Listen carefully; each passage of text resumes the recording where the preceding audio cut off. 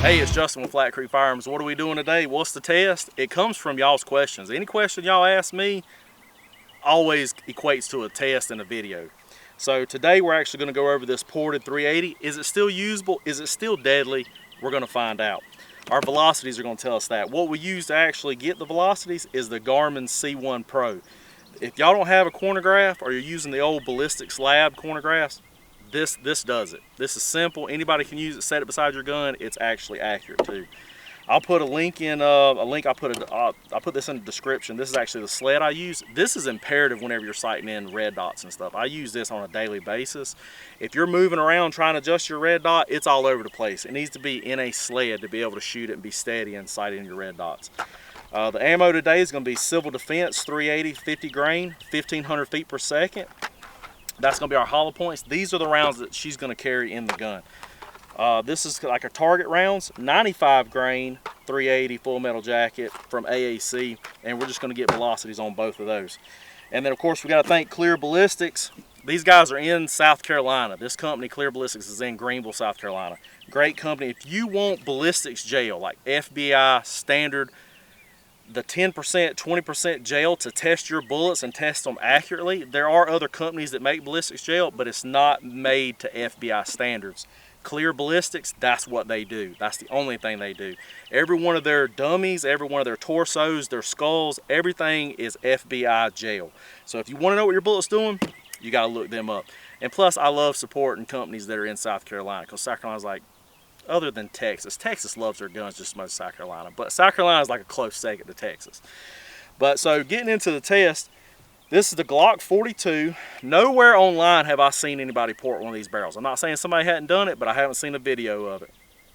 The reason these ports are so big in this gun, it's actually a female customer of mine that bought this gun from me. She is a little bit recoil sensitive. Some females are. It's just the nature of the beast. They don't shoot a whole lot, but they want something to protect themselves. I'm actually absolutely on board with that.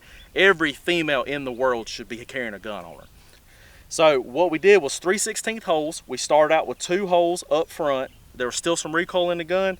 I actually ported the 3rd hole. Drilled the 3rd hole to port the 3rd hole. I told my buddy, I said, man, we're getting on the edge of like reliability, you know, is the gun gonna cycle? But it did take all the recoil out. You'll see when we shoot this gun, there's absolutely no recoil in it. And then of course we just have a test gun here, completely factory 42. A buddy of mine let me borrow his 42.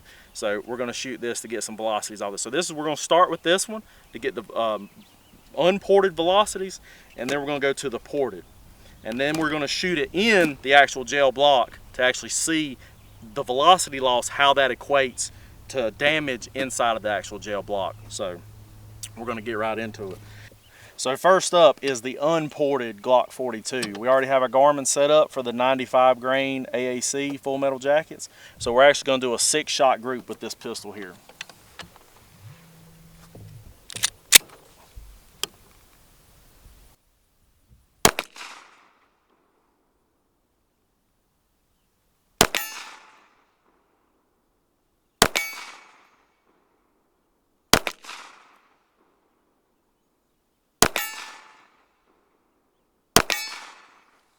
All right, now we're moving over to the ported 42. Same rounds, AAC, 95 grain, full metal jackets. We're gonna see what the velocity is.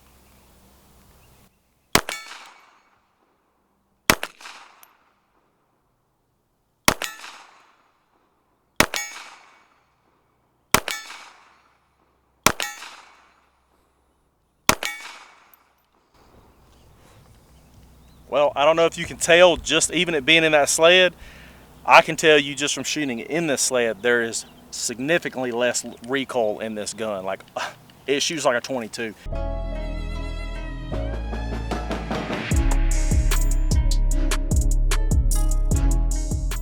All right, now we got the Civil Defense loaded up in the standard non-ported Glock 42. These claim they're running 1,500 feet per second, and it's a 50 grain projectile. So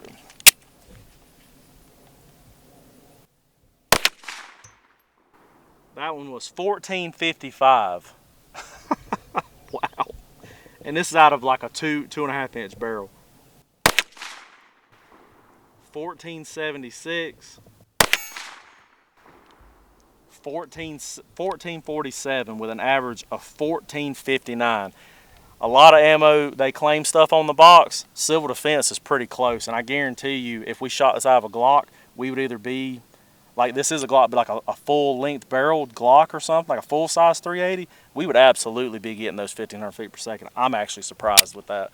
So now we're moving into the ported 42, same ammunition, the civil defense 50 grain, 1500 feet per second.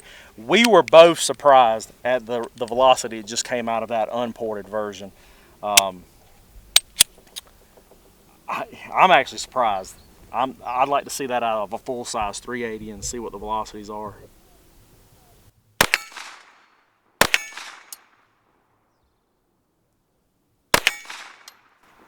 And actually, let me load up one more just because we got a 2-shot average. So I'm actually gonna throw one more in here real quick.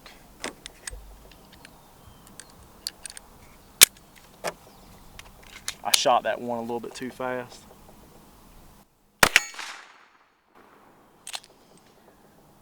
So we're still running out of the ported 42. We had a min of 1388, that was the slowest round, and a max of 1426. Out of 3 shots, we're still running 1404 out of this. That absolutely is still going to do some damage. Now we're going to put the gel block out. So we just finished up with the velocities from the civil defense on the Garmin. Wasn't a huge bit of difference, but the recoil makes a big difference out of the 2 that I shot. So we're still the civil defense. This is the 50 grain, 1500 feet per second, and we were actually getting about 1400 and 1450 feet per second out of both of them. So now we're about to shoot it in the clear 10% ballistics gel, and we did put a little rag just in front of it just to kind of simulate some light clothing. If somebody's wearing a jacket out here today, they'd die of a heat stroke because it's like 200 degrees.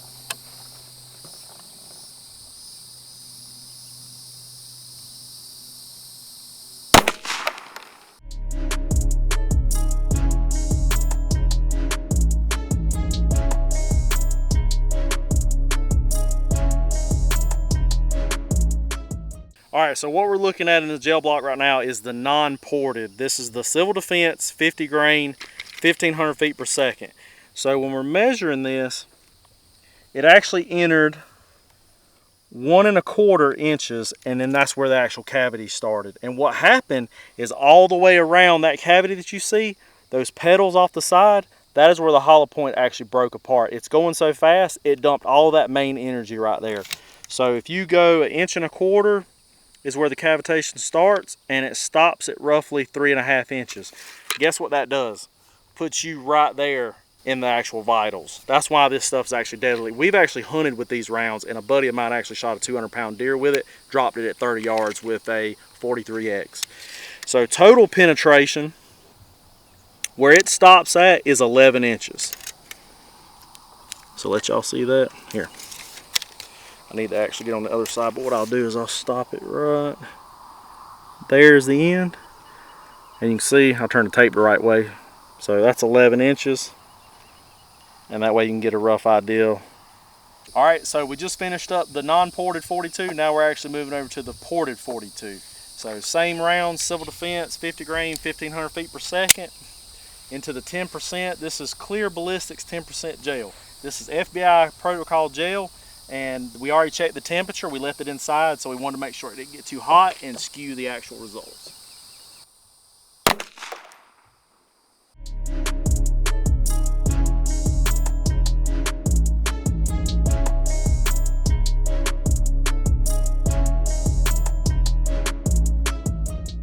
So pretty much right in the center. I was over just a little bit low. That gun does shoot a little bit low.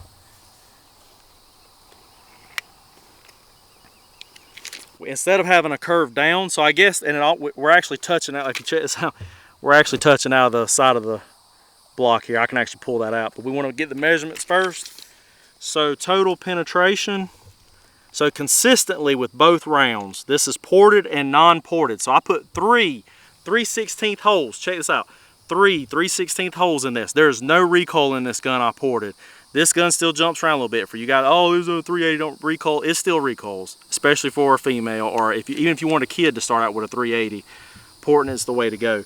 We lost absolutely nothing as far as penetration out of these rounds. Now, I'm not saying you wouldn't lose something out of different rounds, but the civil defense that we're testing today, same penetration, 11 inches. So on the non-ported, we were right there at 1.25 inches before the cavitation started. Here, we're still the same as that thing. I'm looking dead at it, 1.25 inches, cavitation started, dumped all of the energy, the 6 petals, so what makes up the actual hollow point, the shell of the hollow point actually breaks off, and you can see it on both sides, all those petals breaking off. What that is going to do is that's going to create more bleeding channels, is what that's going to do. If this was in an organ, it's done for. It is shredded, okay? 1.25 inches puts you right in the body, and then it starts shredding. 11 inches penetration. This round, the non-ported one, actually just kind of went down a little bit. This one had a little bit slight curve to the actual right here. So if I follow my finger, this is actually the curve that it took. And I'll stand it up just so you can kind of see that.